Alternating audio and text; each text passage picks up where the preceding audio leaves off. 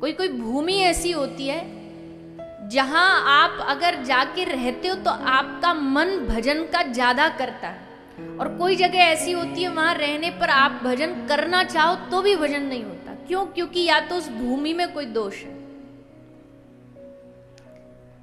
ऐसे अनेक प्रसंग हुए जहां पर भूमि के, धरती के दोष के कारण भजन नहीं कर पाए कोई संत महापुरुष। बोले अच्छा खासा भजन चल रहा था, पर उस जगह जैसे गए वहां के दोष के कारण हमारा भजन घट गया, कम हो गया।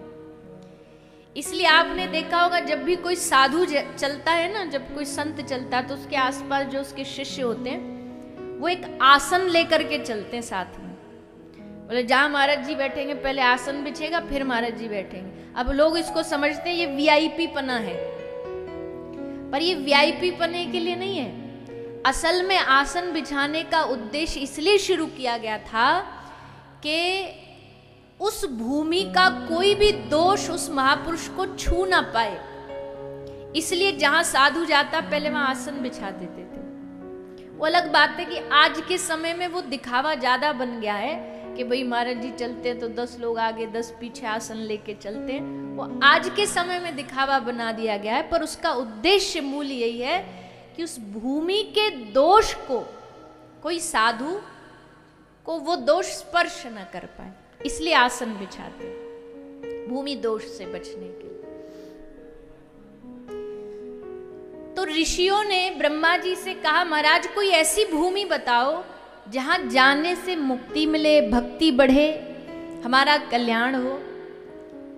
तो श्री ब्रह्मा जी ने उन ऋषियों को एक चक्र दिया और कहा ये चक्र चलता जाएगा, तुम इसके पीछे पीछे चलते जाना, जहां जहां ये जाए तुम पीछे पीछे जाना, जहां ये चक्र जाके रुक जाए समझ लेना वही वो भूमि है जहां मुक्ति मिलेगी, भक्ति का मन होगा। तो चक्र चला ब्रह्मा जी का और घूमते घूमते पूरी पृथ्वी, पूरे ब्रह्मांड में घूमा, ऋषि भी उसके पीछे पीछे घूमे और जाकर के ये चक्र नैमिषारण्य में रुक गया।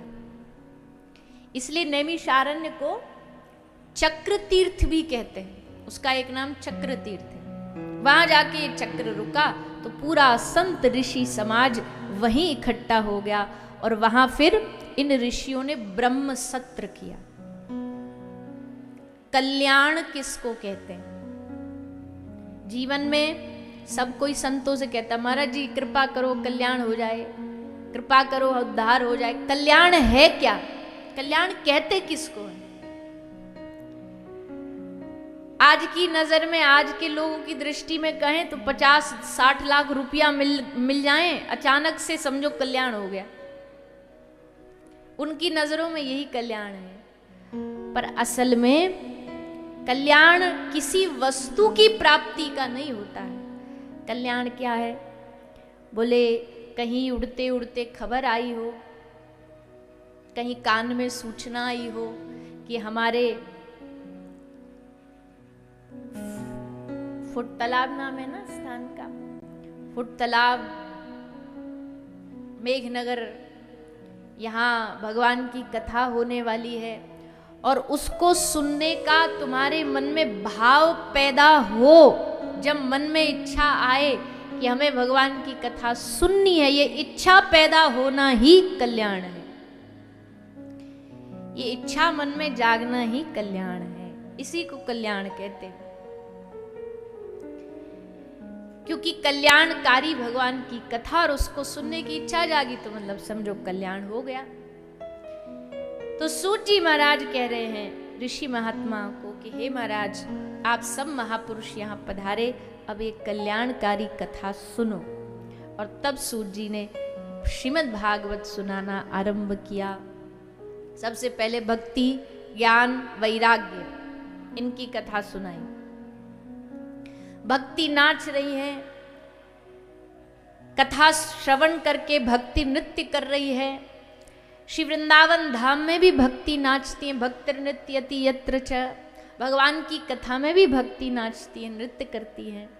ऐसी भक्ति देवी का कथा सुन करके हमारे हृदय में प्रादुर्भाव होता है, जन्म होता है।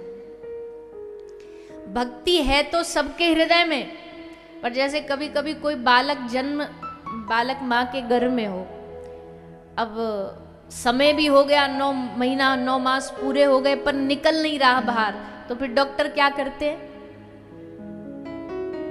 क्या करते हैं? बोलो ना थोड़ा सा। उसका ऑपरेशन करके बालक को बाहर निकालते हैं। वैसे ही हमारे सबके हृदय में भक्ति देवी तो हैं, पर प्रकट नहीं हो रही हैं, दिख नहीं रही हैं। तो फिर ये जो संत समाज है ना, साधु समाज है, ये सत्संग रूपी अस्त्र लेकर के हमारा ऑपरेशन करते हैं, हमारा इलाज करते हैं, और फिर हमारे हृदय में जो भक्ति छुपी है, हमारे हृदय में जो भक्ति सोई है, वो भक्ति देवी फिर प्रकट हो जाती है। तो संत क्या करते हैं? संत भक्ति को प्रकट करते हैं हमारे हृदय में। यही संतों का काम है। संत अपने हाथ में औजार लेके घूमते हैं 24 घंटे। संतों का औजार क्या है? संतों के हाथ में ही रहता हमेशा ये औजार। क्या?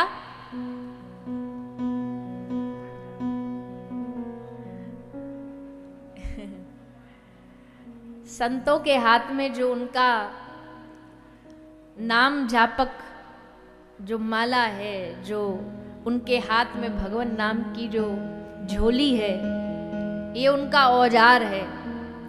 इस औजार से वो हमारा इलाज करते हैं, वो हमारा ऑपरेशन करते हैं और हमारे हृदय में छुपी भक्ति देवी को प्रकट करते हैं। इसलिए संतों के पास यही भाव लेके जाना चाहिए कि महाराज जी हमारा इलाज करो। संतों से बड़ा कोई दुनिया में डॉक्टर नहीं है, क्योंकि ये दुनिया का सबसे बड़ा रोग जो है माया का रोग, उसको खत्म करते हैं और हृदय में भक्ति देवी को प्रकट करते हैं। इसलिए संतों से जाके यही मांगना चाहिए कि हमारी हृदय में छुपी हुई भक्ति को हे प्रभु प्रकट कर दीजिए। और एक दिया है, एक दिया है बुझा हुआ दिया है, एक बुझा हुआ दिया है, और उसी के साथ में एक जला हुआ दिया रखा हुआ है।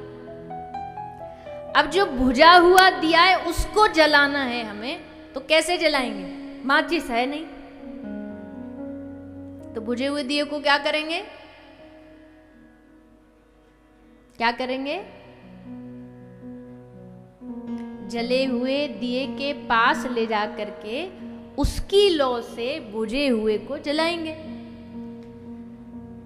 तो मतलब हम कौन है? हम बुझे हुए दिए, और संत महापुरुष कौन है? ये जले हुए दीपक हैं।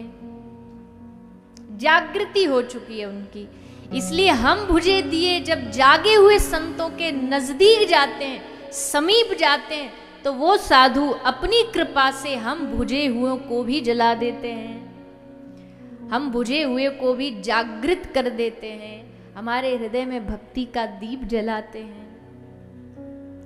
यही संतों का काम है।